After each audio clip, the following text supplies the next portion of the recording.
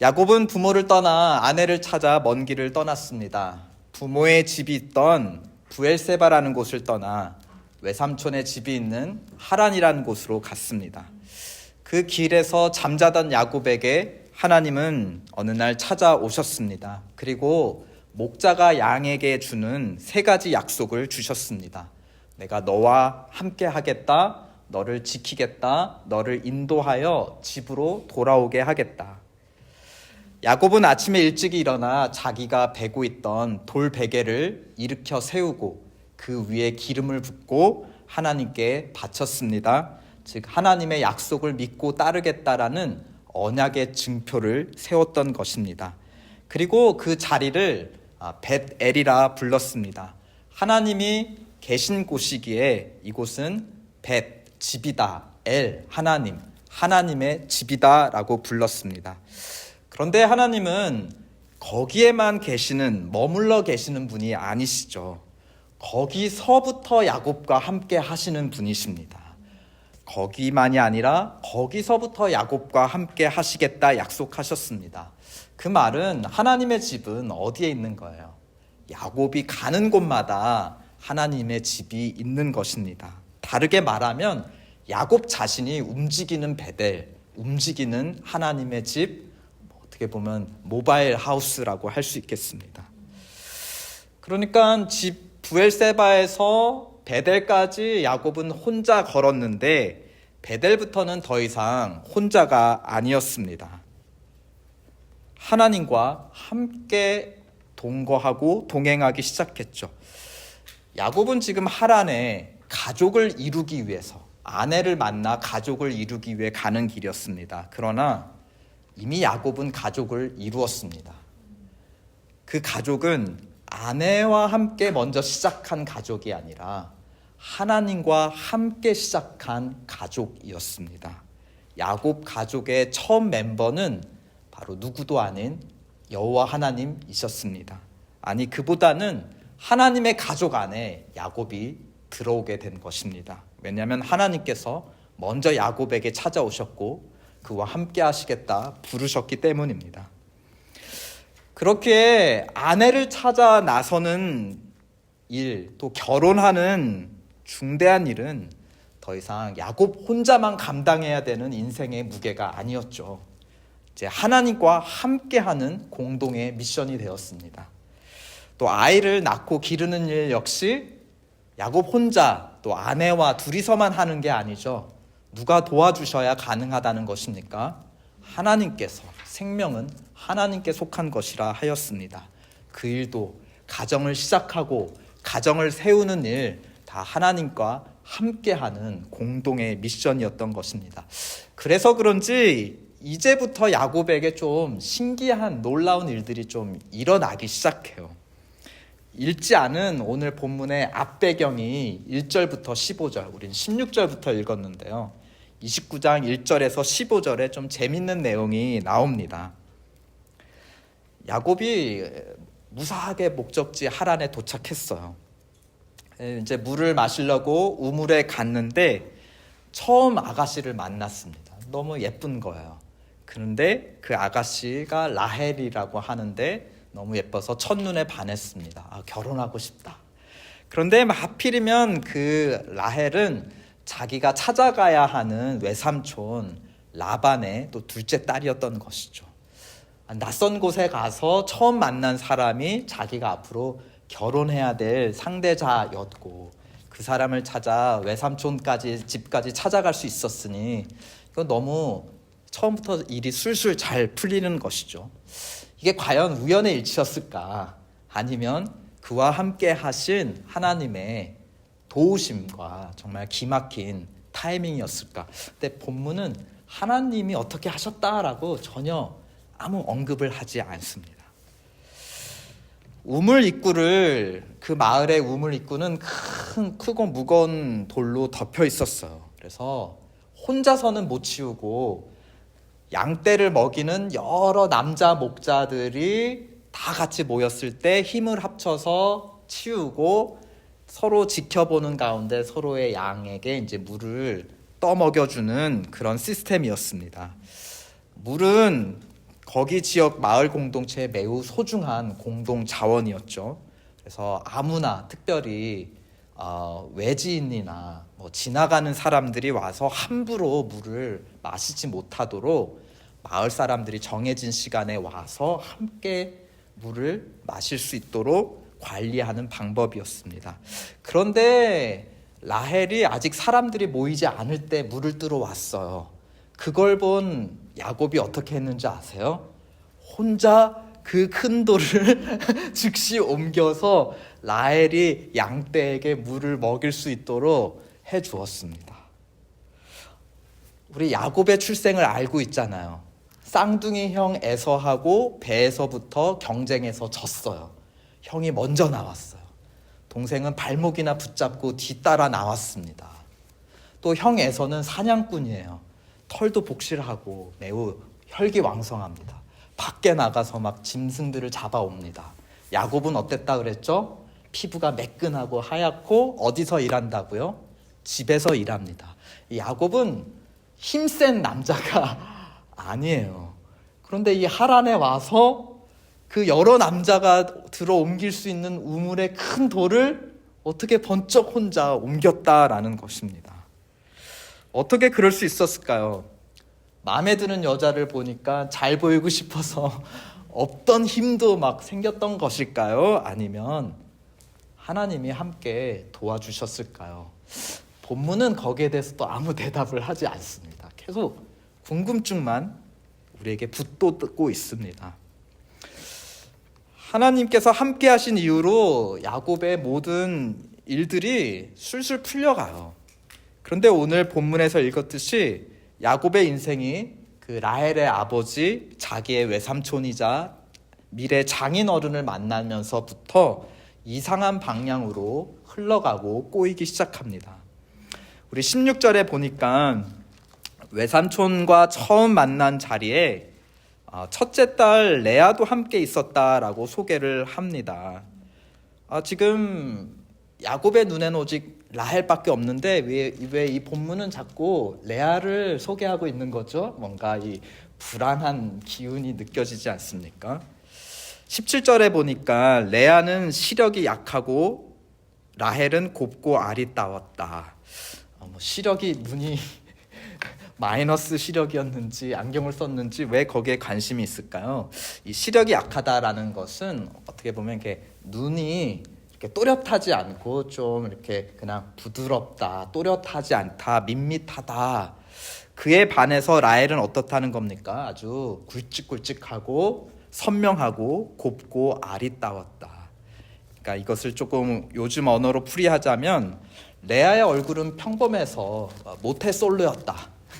지금까지 남자친구가 없었다. 그러나 라헬은 얼굴이 예뻐서 결혼하겠다는 남자들이 동네에 줄을 서 있었다 정도로 이해할 수 있겠습니다.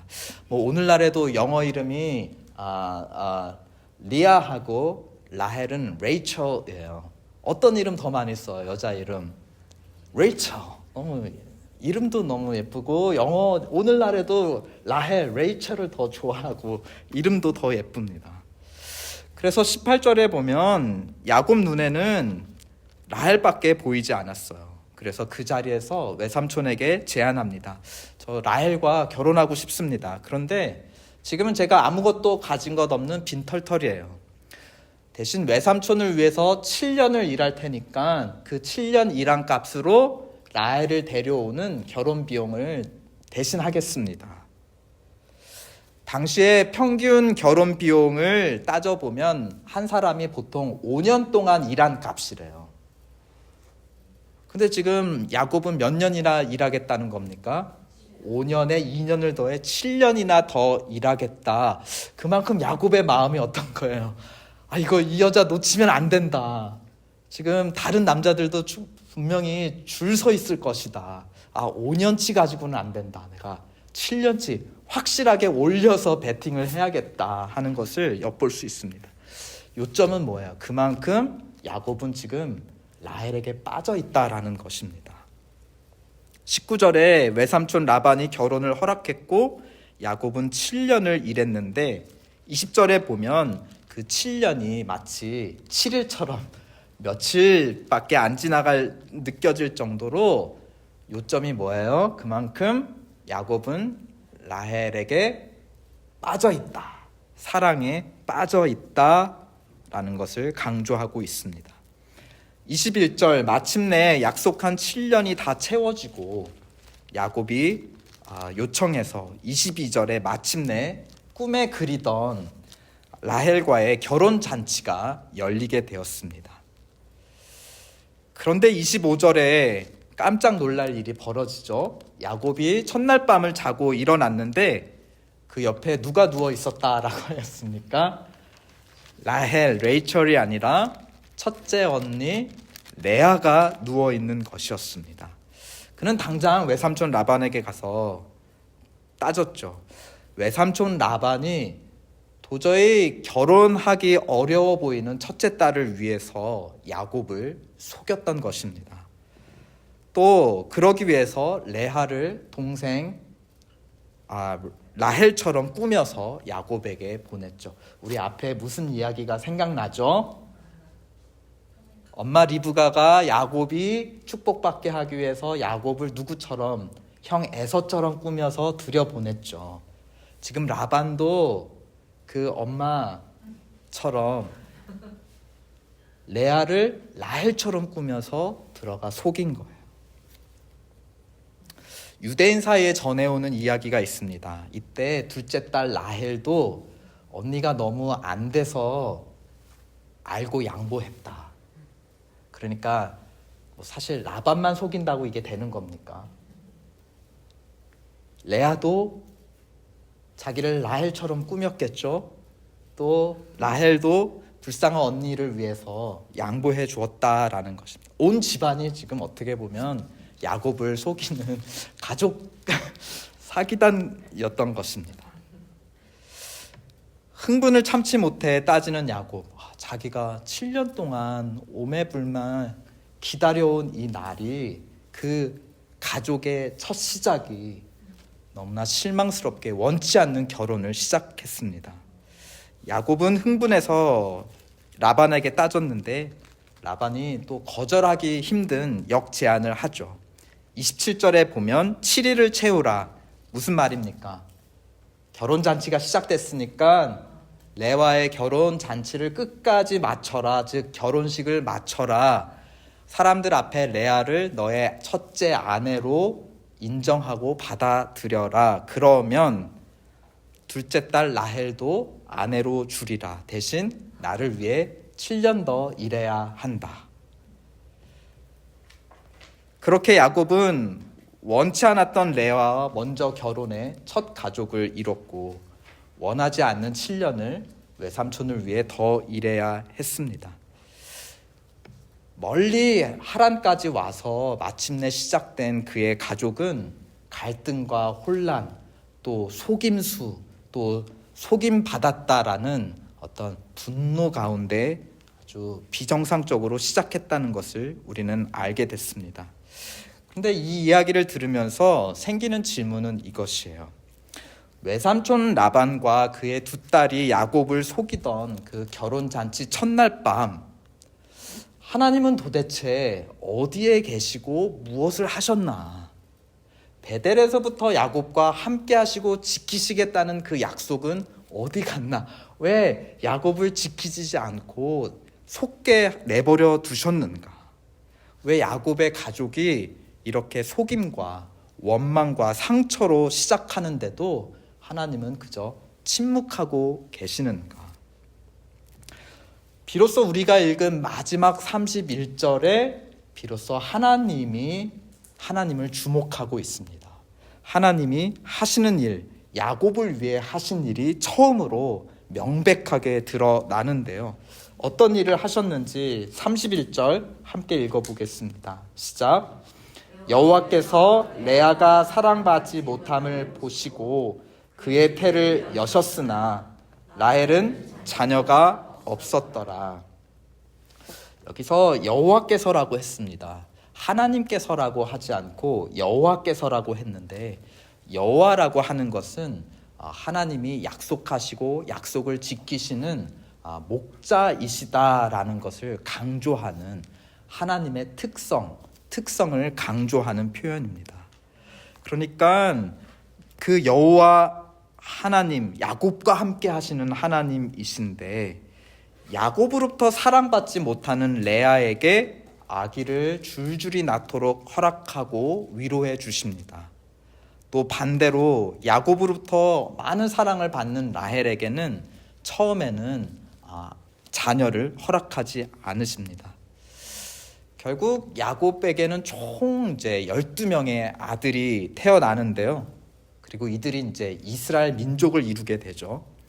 그 중에서 첫째 부인 레아가 엄마인 아들이 8명, 또 둘째 라헬이 엄마인 아들이 4명입니다. 그러니까 2배 차이가 날 정도로 하나님은 레아에게 복을 많이 주셨어요. 게다가 라헬은 12번째 막내 아들을 낳다가 그만 일찍 세상을 떠나게 됩니다. 야곱 곁에서 가족의 처음부터 야곱 가족의 마지막까지, 야곱과 처음부터 마지막까지 동행한 부인은 라헬이 아니라 레아였어요. 이게 참 묘하지 않나요? 시작부터 서로 어색하고 냉랭하게 지냈던 두 사람인데 하나님께서 함께 하시는 세월 속에 아이를 낳고 기르며 가족이 되어 갔습니다. 사랑하는 아내가 아니었지만 그 시간을 같이 보내고 하나님의 약속을 함께 이루어 가면서 레아는 야곱과 가족이 되어 갔어요.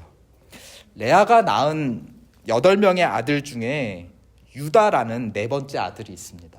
이 유다로부터 이스라엘을 다스리는 왕 다윗이 나왔고, 또 다윗 왕으로부터 먼 훗날 예수 그리스도가 탄생하게 됩니다.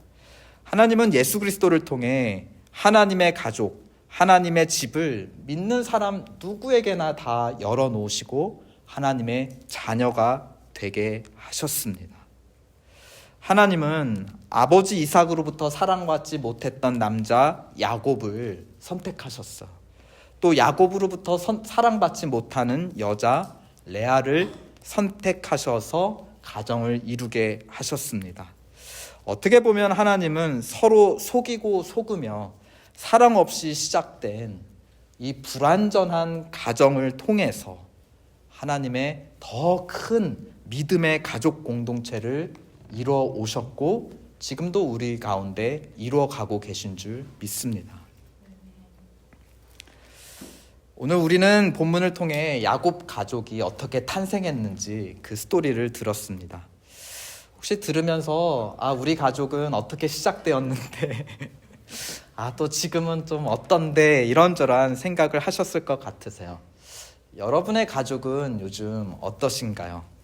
특히 여러분의 배우자, 남편 또 혹은 아내는 어떠하신지요? 야곱의 가족은 사랑받지 못한 남편과 아내가 서로 사랑 없이 시작했습니다. 하나님은 이 가족을 복 주셨고 더 나아가 이 가족을 사용해 온 세상을 축복하고 계십니다.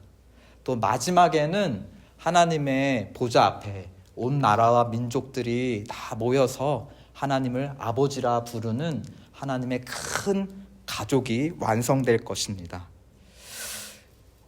그 이야기를 통해서 오늘 본문이 우리에게 강조하는 초점은 무엇일까요? 시작부터 잘못된 만남, 시작부터 잘못된 가족 공동체를 회복시키고 세울 만큼 하나님의 관심과 사랑이 얼마나 큰지를 우리에게 증거해주고 있습니다. 또 그들만 회복시킨 게 아니라 그들을 통해 하나님과 원수된 자들을 하나님의 아들, 딸들로 부르시는 그 통로로 이들을 사용해 주셨습니다. 그래서 우리에게도 도전하는 것이에요. 우리의 가정이 어떻게 잘못 시작했든지 간에 또 지금 어떻게 많이 회복될 수 없을 만큼 망가졌던지 간에 또 우리가 어디로 가야 되지라고 도저히 방향을 찾을 수 없을지라도 이 가정을 회복시키신 하나님께서 너의 가정도 회복시키지 못하시겠느냐라고 도전하고 계시는 것입니다. 저희 가정은 이제 보통 주일 저녁에 가정 예배를 드립니다. 우리가 이제 주일 공예배에서 한글로만 이제 하나님 말씀을 전하는데요. 또 집에서 또 영어로 또 설명하고 또 아이들한테 질문을 받고 또 대답하고 하면서 또 이렇게 친밀한 예배로 자녀들과 하나님의 말씀으로 교제하고 있습니다. 그런데 그 시간을 통해서 좀 느끼는 것이 있어요. 다른 경험들, 영화관을 가든지 공원을 같이 걸을 때에도 우리 가족이 정말 소중하구나, 우리가 하나구나, 우리가 서로 특별하게 묶여 있구나 하는 걸 느낍니다. 그런데 하나님께 함께 예배 드릴 때는 더 어떤 보이지 않는 영혼의 끈으로 우리 자녀들과 묶여 있는 것을 느낄 수 있어요.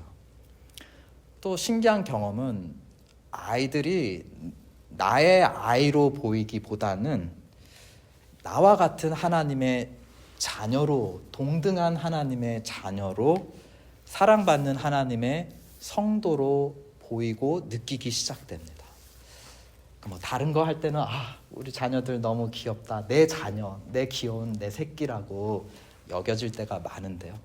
하나님 앞에 함께 예배할 때는 내 새끼라는 느낌보다는 우리가 다 하나님 앞에 함께 서 있는 하나님의 사랑받는 자녀구나, 영원 속에서 함께 하나님을 찬양할 우리가 나라는 성도, 저라는 성도 참 소중한 사람이구나 하는 것을 그게 보이기 시작합니다.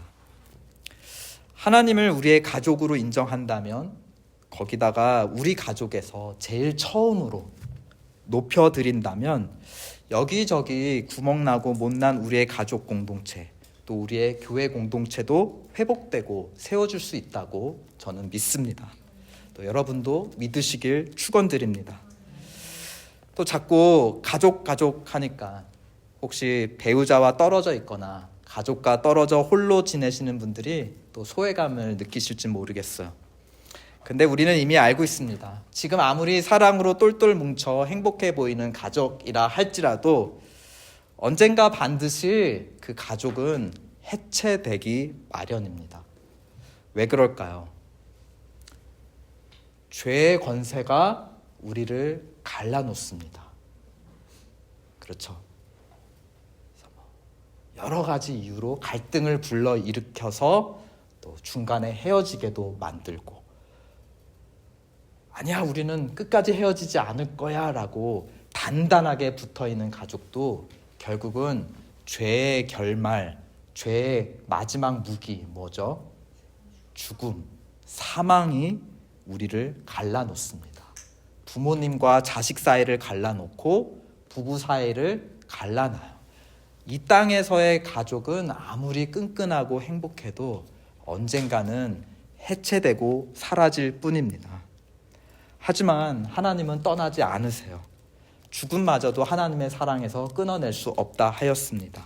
다른 말로 하면 하나님의 가족은 영원하다는 것입니다. 그러기에 육신의 가족 넘어 정말 참되고 영원한 가족이 존재한다는 것을 이 세상 가운데 알려주기 위해서 하나님은 믿는 자들의 공동체, 하나님의 자녀된 공동체, 교회 공동체를 세워주신 것 같습니다. 피를 나눈 가족이 아니라 믿음을 나눠서 믿음으로 하나 된 가족이죠. 그래서 하나님은 특별히 성도들을 향해 혼자 된 사람들을 돌보라고 구약에서도 말씀하시고 신약에서도 말씀하십니다. 성경이 쓰여진 시대 때 많은 사람들은 전쟁으로 인해서 고아가 되거나 과부가 된 사람들이 많았어요. 근데 오늘 우리 시대 때에는 여러 가지 변화된 사회 환경 속에서 결혼하지 않고 평생 홀로 솔로로 지내는 사람들 혹은 결혼했다가 돌아온 싱글들이 많아지고 있습니다.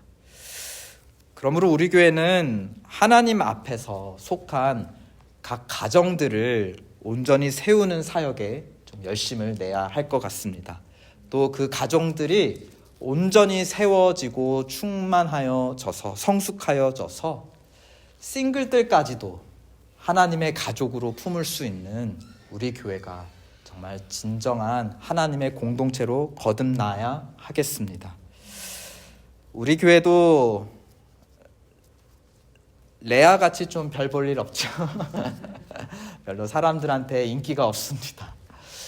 라헬 같은 교회들한테는 막 사람들이 줄을 서서 막 찾아오는데 우리는 이렇게 레아 같은지 밋밋하고 별로 인기가 없습니다.